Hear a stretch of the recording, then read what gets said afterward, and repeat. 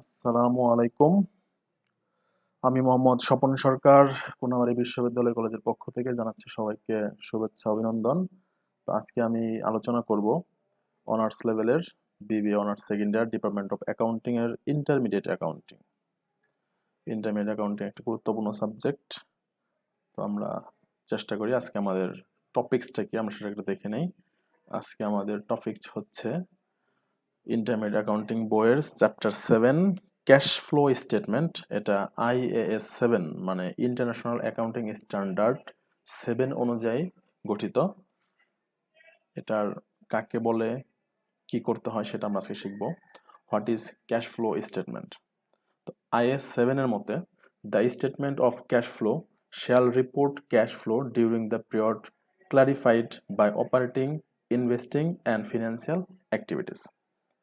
অর্থাৎ পরিচালন, বিনিয়োগ এবং আর্থিক ক্রিয়াকলাপ দ্বারা নির্দিষ্ট সময়কালে নগদ প্রবাহের বিবৃতি নগদ প্রবাহের প্রতিবেদনে প্রকাশ করবে। এটাই হচ্ছে ক্যাশ ফ্লো স্টেটমেন্টের মূল কাজ। তাছাড়াও শর্মা অ্যান্ড গুপ্তা এর মতে কোনো প্রতিষ্ঠানের নগদ ভিত্তিক আর্থিক অবস্থার পরিবর্তন যে বিবরণীতে তুলে ধরা হয় তাকে নগদ প্রবাহ বিবরণী বলা হয়। তো আমাদের এই ক্যাশ ফ্লো স্টেটমেন্টে হোয়াট ইজ গিভেন প্রশ্নে কি দেওয়া থাকে? এ কম্পারেটিভ ব্যালেন্স শিট সাম অ্যাডজাস্টমেন্ট। মানে কম্পারেটিভ ব্যালেন্স শিট বলতে বোঝানো হয় দুটি বছরের তুলনামূলক আর্থিক অবস্থার বিবরণী বা ব্যালেন্স শিট। দুটি বছরের ব্যালেন্স শিট একটা জায়গায় দেওয়া থাকবে, 2 বছরে আর সম্পদ দায়ের পরিমাণ দেওয়া থাকবে, তুলনা করে দেওয়া থাকবে, পাশাপাশি দেওয়া থাকবে এবং কিছু সমন্বয় দেওয়া থাকবে নিচে। আর আমাদের করতে হবে যেটা what to do, cash flow statement আমাদের দুইভাবে করতে হয়। একটা হচ্ছে ডাইরেক্ট মেথড, আর একটা হচ্ছে ইনডাইরেক্ট মেথড।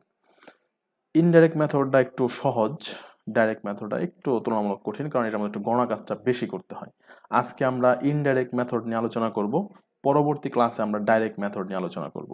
আমাদের দুইটা মেথডের প্রক্রিয়া যদি আমরা জানি, শিখতে পারি, তাহলে আমাদের ক্যাশ ফ্লো স্টেটমেন্ট অনেক সহজ হয়ে যাবে। তো ইনডাইরেক্ট মেথড বা পরোক্ষ পদ্ধতি, আর ডাইরেক্ট মেথড হচ্ছে প্রত্যক্ষ পদ্ধতি। পরোক্ষ পদ্ধতি বা ইনডাইরেক্ট মেথডের পরীক্ষাতে বেশি আসে।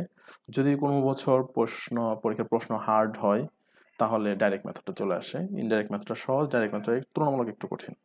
তো আমরা ইনডাইরেক্ট মেথড নিয়ে আজকে আলোচনা করব ইনশাল্লাহ। তো আমরা একটা ক্যাশ ফ্লো স্টেটমেন্টের নমুনা ছক দেখি ইনডাইরেক্ট মেথডে। ওকে, তার আগে একটু বলে নেই। তো ক্যাশ ফ্লো ডাইরেক্ট মেথড বা ইনডাইরেক্ট মেথড আমরা যে পদ্ধতি করি না কেন, আমাদের তিনটা অপারেটিং কাজ করতে হবে, তিনটা অ্যাক্টিভিটিস করতে হবে। এটা হচ্ছে operating activities, investing activities, financial activities. এই ডাইরেক্ট মেথডে ওই তিনটা জিনিস করতে হবে, ইনডাইরেক্ট মেথডে ওই তিনটা জিনিস করতে হবে। তবে মজার ব্যাপার হলো আমাদের এই দুইটা মেথডে এই দুইটা জিনিস একই, মানে 2 আর 3 এই দুইটার মধ্যে কোনো পার্থক্য নাই। আমরা যদি ডাইরেক্ট করি যা করতে হবে, ইনডাইরেক্ট করলে তাই করতে হবে। 2 আর 3 মানে ইনভেস্টিং অ্যাক্টিভিটিস এবং ফিনান্সিয়াল অ্যাক্টিভিটিস, ডাইরেক্ট মেথড এবং ইনডাইরেক্ট মেথড সেম, শুধুমাত্র অপারেটিং অ্যাক্টিভিটিসটা পরিবর্তন হয়ে যাবে। অপারেটিং অ্যাক্টিভিটিসটা ডাইরেক্ট মেথডে এক ধরনের হয়, ইনডাইরেক্ট মেথডে আরেক ধরনের হয়। আমি আবার বলতেছি, অপারেটিং অ্যাক্টিভিটিসটা ডাইরেক্ট মেথডে এক ধরনের হয়, ইনডাইরেক্ট মেথডে আরেক ধরনের হয়। এবং ইনভেস্টিং অ্যাক্টিভিটিস এবং ফিনান্সিয়াল অ্যাক্টিভিটি এই 2 নাম্বার এবং 3 নাম্বার দুই মেথডে একই থাকে, কোনো পরিবর্তন নাই। ওকে, আচ্ছা, আমরা যেহেতু কথা বলেছি আজকে ইনডাইরেক্ট মেথড নিয়ে, আমরা একটা ইনডাইরেক্ট মেথডের নমুনা ছক দেখি। কয়টা কাজ করতে হয়? 3টা। Operating activities, investing activity, financial. এই অ্যাক্টিভিটিসগুলো আমাদের অঙ্কে থেকে বের করতে হবে। অপারেটিং কোনগুলো, ইনভেস্টিং কোনগুলো, ফিনান্সিয়াল কোনগুলো, এগুলো আমাদের বের করে নিয়ে আসতে হবে। আর কোনো কাজ নাই। ওকে, আমরা যাই একটা নমুনা ছক দেখি। Zakaria enterprise cash flow statement indirect method, আমি একটা তারিখ দিয়েছি। ওকে, এটা হচ্ছে একটা ছক, অ্যাকাউন্টস টাইটেল টাকা টাকা। তো আমরা বলছিলাম তিনটা অ্যাক্টিভিটিস। প্রথম অ্যাক্টিভিটি হচ্ছে cash flow from operating activities, পরিচালন কার্যক্রম হতে নগদ প্রবাহ বিবরণী, নগদ প্রবাহ। তো অপারেটিং অ্যাক্টিভিটিসে যে আইটেমগুলো যায় সেগুলো আমি এখানে দিয়েছি। তারপরের পেজে আমি ইনভেস্টিং অ্যাক্টিভিটিসগুলো দিয়েছি, তারপরে ফিনান্সিয়াল অ্যাক্টিভিটিস, তারপরে যোগ বিয়োগ করে যে ব্যালেন্স সেটা আমি দেখিয়েছি। তো আমি একটু বোঝাচ্ছি আপনাদের। এই ক্যাশ ফ্লো ফ্রম অপারেটিং অ্যাক্টিভিটিসে কি কি আইটেমগুলো যায়? প্রথমত যায় নেট ইনকাম। এটা প্রশ্নে দেওয়া থাকতে পারে, নাও দেওয়া থাকতে পারে, সমন্বয়ে। দেওয়া থাকলে ভালো, না দেওয়া থাকলে আমাদের একটু ওয়ার্কিং করে বের করে নিতে হবে। সেটাও আমি পরের ক্লাসে অ্যাড করে দেবো। নেট ইনকামটা দেওয়া না থাকলে কীভাবে বের করতে সেটা আমি পরের ক্লাসে দেখিয়ে দেবো। তারপর আমাদের এটা সরাসরি চলে যাবে শেষ কলামে। তারপর লিখতে হবে adjustment to reconcile net income to net cash provided by operating activities. তারপরে এই নিচের আইটেমগুলো যাবে। ডেপ্রিসিয়েশন প্রশ্নে সরাসরি দেওয়া থাকতে পারে, নাও দেওয়া থাকতে পারে। দেওয়া থাকলে ভালো, না দেওয়া থাকলে আমাদের বের করে নিতে হবে। ডেপ্রিসিয়েশনটা যেহেতু ব্যয় এবং সম্পত্তির মূল্য কমে, এর জন্য এখানে যোগ করতে হবে। মূলত ক্যাশ ফ্লো হচ্ছে নগদ প্রবাহ বিবরণী, নগদ প্রবাহ। যদি নগদ কমে, নগদ একটা অ্যাসেট, নগদ কমলে আমাদের অন্য একটা সম্পদ বাইরে যাবে। আবার নগদ যদি বাড়ে, অন্য একটা সম্পদ কমে যাবে। মানে নগদ যেহেতু একটা ক্যাশ, একটা সম্পদ, এই কারণে সম্পদ যদি বাড়ে বিয়োগ হবে, সম্পদ কমলে যোগ হবে। দায়ের ক্ষেত্রে তার উল্টো, দায় বাড়লে এখানে যোগ হবে, দায় কমলে এখানে বিয়োগ হবে। মানে দায়ের ক্ষেত্রে সেম, ক্যাশ ফ্লোতে দায় কমলে বিয়োগ হয়, দায় বাড়লে যোগ হয়। আর আচ্ছা, আমরা দেখি ডেপ্রিসিয়েশন একটা ব্যয়, এখানে সম্পত্তির মূল্য কমে, এখানে যোগ হবে। ইনক্রিজ কারেন্ট অ্যাসেট, এখানে সব কারেন্ট অ্যাসেট আর কারেন্ট লাইবিলিটিস যাবে। তো কারেন্ট অ্যাসেট যদি বাড়ে, এটা অ্যাসেট বৃদ্ধি পেয়েছে, এখানে মাইনাস। আবার কারেন্ট অ্যাসেট ডিক্রিজ হলে, মানে কমছে মূল্য, এর জন্য plus.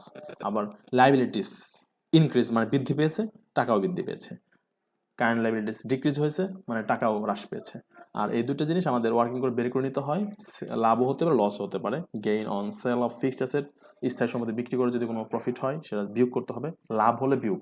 R loss on sell যদি ক্ষতি হয়, তাহলে যোগ করতে হবে। উল্টা, লস হলে সাধারণত আমরা বিয়োগ করি, এখানে হবে যোগ। আর গেইন হলে আমরা সাধারণত যোগ করতে হবে, এখানে হবে যোগ। এগুলো যোগ বিয়োগ করে টাকাটা এখানে লিখতে হবে। যদি পজিটিভ মান আসে পজিটিভ লিখতে হবে, যদি নেগেটিভ মান আসে নেগেটিভ লিখতে হবে। তারপরে এই নেট ইনকামের সাথে এই দুইটার আইটেমের যেটা যোগ, যোগ হলে যোগ, বিয়োগ হলে বিয়োগ, এটা যোগ বিয়োগ করে টাকাটা লিখতে হবে। যদি এটার মান পজিটিভ হয়, তাহলে লিখতে হবে নেট ক্যাশ প্রোভাইডেড। যদি এটার মান নেগেটিভ হয়, তাহলে লিখতে হবে net cash used by operating activities.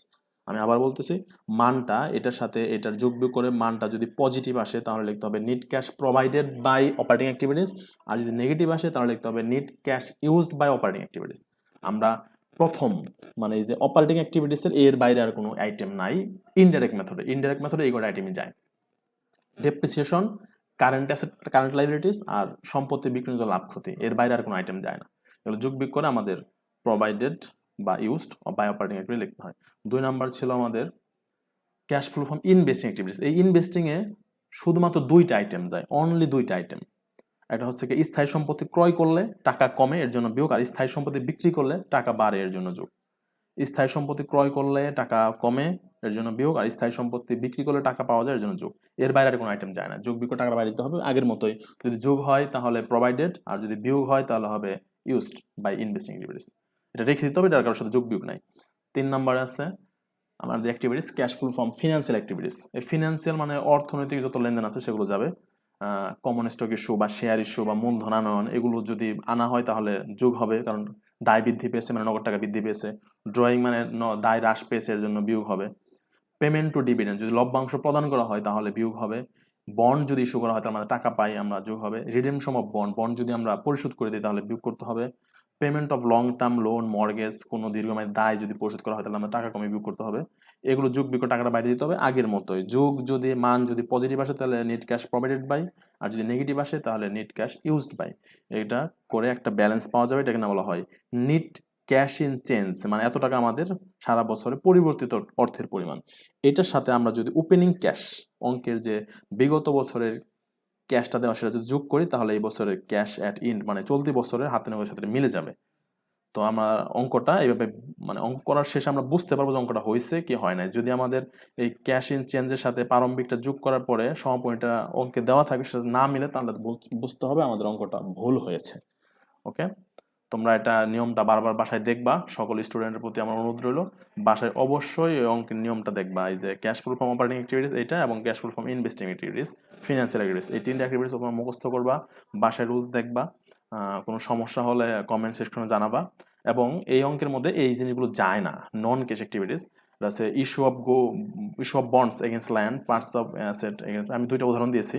মানে কোনো সম্পত্তির বিনিময়ে দায় বা দায়ের বিনিময়ে সম্পত্তি, এরকম যদি কোনো লেনদেন থাকে, মানে যে লেনদেনে নগদের কোনো কথা বলা নাই, যেমন সম্পত্তি কিনা হয়েছে, তাকে শেয়ার ইস্যু করা হয়েছে, মানে আমি সম্পত্তিটা পাইছি, তাকে শেয়ার দিয়ে দিচ্ছি, কোনো নগদ টাকা দিই নাই, এ ধরনের যদি কোনো লেনদেন থাকে, যে লেনদেনের সাথে ক্যাশের কোনো সম্পর্ক নাই, দায়ের পরিবর্তে সম্পদ বা সম্পত্তির পরিবর্তে সম্পত্তি, দায়ের পরিবর্তে দায়, এরকম যদি কোনো আইটেম থাকে, তাহলে সেটা ক্যাশ ফ্লো স্টেটমেন্টে আসবে না। ওকে, ঠিক আছে, সবাইকে ধন্যবাদ। যদি কোনো প্রশ্ন থাকে অবশ্যই কমেন্ট সেকশনে জানাবেন। সকলকে অশেষ ধন্যবাদ, এবং বাসায় ভালো থাকবেন, পড়াশোনা করবেন। আমি পরবর্তী ক্লাসে ডাইরেক্ট মেথড নিয়ে আলোচনা করব। সবাইকে সে পর্যন্ত ভালো থাকবেন, সুস্থ থাকবেন। আসসালামু আলাইকুম, আল্লাহ হাফেজ।